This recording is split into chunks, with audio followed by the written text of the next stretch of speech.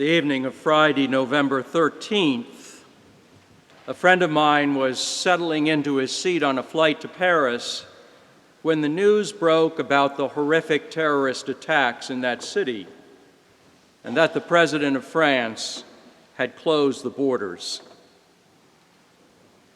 You can imagine the moment. Everyone on the plane had to make a quick decision.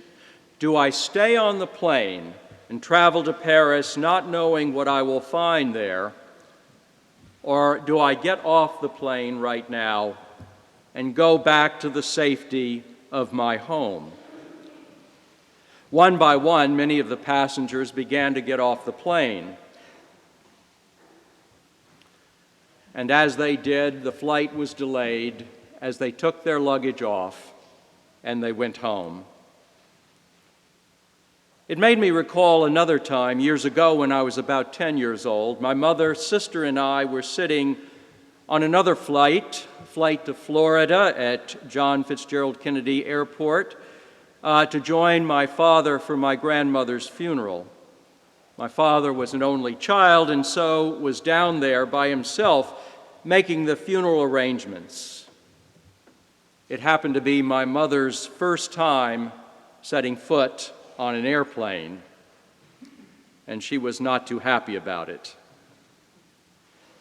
We were a few minutes from departure from Kennedy, and the weather was terrible. It was a blinding snowstorm when the pilot announced that the de-icer outside the plane had hit the wing of the aircraft, and we were being delayed while they inspected the plane. Well, at that moment, my mother had truly enough of the whole situation. So she got us up out of the seats. She said, "We are going."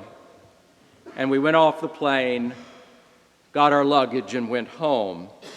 Prone to panic attacks, she decided that this was a sign that we should not fly that day. And so she called my father and left him all alone in his grief to tend for himself.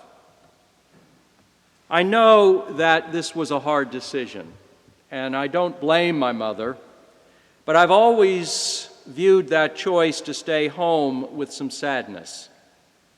For in that moment, her fear won out over her love, and her anxiety triumphed over her compassion. There are times in each of our lives when we're faced with the need to make an impossible decision in the face of our terrible fears and anxieties. To quote that commercial, I think it's for Travelocity, "Do I stay or do I go?" Does my fear make the decision, or do I continue the journey into what could be a terrifying and mysterious unknown? Well, Jesus in the Gospel of Luke describes precisely such a decisive moment. There will be signs in the sun, the moon, and the stars, and on the earth distress. And then he continues to describe dire and frightening things. Everything is falling apart. All the old landmarks that we held on to for our decisions are falling apart. And it's interesting that Luke picks up, as does the other gospel writers and the synoptics, picks up this apocalyptic theme in the context of Jerusalem itself, the holy city being occupied, and the temple, the central institution of faith and life, even for the Christians at that time, being destroyed. And he goes on to say that this has provoked panic attacks amongst the community. The Greek word for that indicates that kind of heart-pounding, breathless kind of terror which makes you feel like you're going to pass out, which are classic panic attack symptoms. Another Greek word describes the situation in which you find that anxiety and fear, those situations in which you just don't know where to turn. because all the normal landmarks have changed. Suddenly, there's no strong leader, there's no strong expert to tell you how you are to decide, and you must hold fast to those inner places from which to make a decision. So what makes our decision at that time, Luke is saying? Does fear, which takes us off the plane of our faith, the wings of the Spirit, away from the journey, away from the core values of our faith, away from growth, away from trusting the power of God and the guidance of the Holy Spirit, away from those kinds of practices that have given us that solid fabric of life and faith and joy, away from prayer and peace and love, the things that make a life, the very divine conveyance that our faith gives us? Or do we stay on the plane, stay with our trust, stay with our God, move forward into the mystery carried on the wings of the Spirit's gifts of love and joy and peace, gifts of gentleness and compassion when the rest of the world is having a panic attack and leaving its values, leaving its peace behind, leaving its humanity because it is so frightened? Do we go forward carried on the wings of our baptismal vows, vows that tell us to seek and serve Christ in all persons, not just those within our borders, and to strive for justice and peace among all people, respecting the dignity of every human being? Through the words of Jesus, Luke is saying to his terrified and frightened community, don't stop the journey of faith. Stand firm, hold your head up high, look forward, not down, and avoid numbing yourself with all the addictions that we are prone to.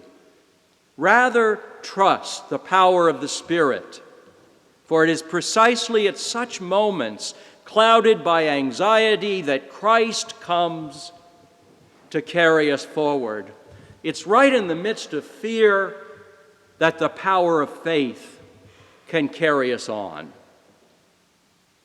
In a letter to her congregation at the American Cathedral in Paris, written the day after the attacks, the cathedral dean, the Very Reverend Lucinda Laird, describes what staying on the plane of faith and going forward looks like. She writes this in what I find to be very moving words. The most important thing we can do right now, I believe, is pray, and pray together. Services will be held as usual tomorrow at the cathedral. We may live in a Good Friday world, but we are an Easter people.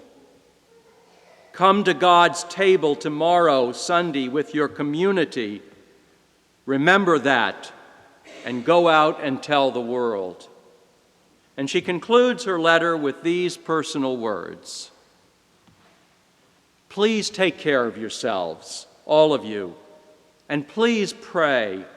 Pray for the victims and their families, for those helping them and those trying to protect us, for our leaders, for this city and our own beloved cathedral community, for all who are frightened or alone, for those so full of hate and fear that they could do these things, and pray for all of us to be given strength to be light in a dark world and a sign of Christ's peace and God's love.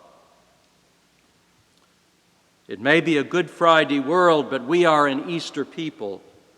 Pray to be light in a dark and frightened world and a sign of Christ's peace and God's love. That's our job and our work. And that's what staying on the plane of faith looks like, and being carried forward through the dark night, through the dark clouds, and finding that Christ is there as light and peace and love precisely in those moments, even more than the moments of peace and confidence. When you see these things happening, stand up and raise your heads. Heaven and earth may pass away, but my words, my values, my grace will not pass away, says Jesus. And so after many got off the plane, my friend stayed on that flight that night of Friday the 13th. He went on through the night on a flawless, beautiful flight. And in the morning he wrote, "Despite the trauma this city has endured, and when I came up out of the subway on the Place Saint-Michel, it was still the city of light." Whatever we face in this life of darkness and fear, the faith that we stand for and the God we stand with and the Lord who stands with us will always promise that we will dwell in the city of light, which the dark cannot overwhelm. Amen.